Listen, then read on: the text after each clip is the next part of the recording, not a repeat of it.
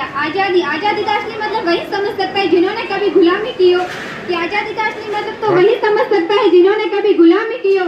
हम तो सौभाग्यशाली हैं कि हमारा जन्म तो स्वतंत्र भारत में हुआ, कि हम तो सौभाग्यशाली हैं कि हमारा जन्म तो स्वतंत्र भारत में हुआ। यूं तो आजादी की लहर 1857 में चल चुकी थी, कि यूं तो आजादी की लहर 1857 में चल चुकी थी, जो 1947 में हमारे देश को आजाद करवाई, जो 1947 में हमारे देश को आजाद करवाई।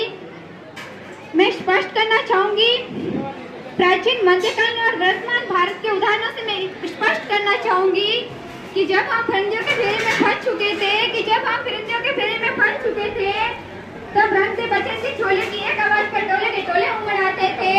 इनकलाब जिंदाबाद और वंदे मातरम के नारों से खून में आ जाने वाला 5-5 डिग्री का तूफान भी अंग्रेजी शासन की जड़ें हिला देता था, कि खून में आ जाने वाला तूफान भी अंग्रेजी शासन की जड़ें हिला देता था।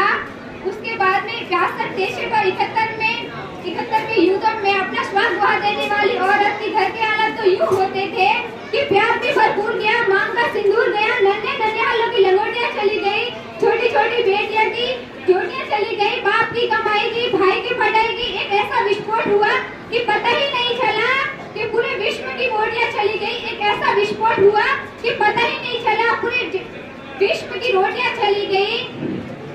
आपका तो एक आदमी गया है साहब, आपका तो एक आदमी मरा है साहब, हमारे घर की तो रोटियां ही चली गई है, हमारे घर की तो रोटियां ही चली गई है।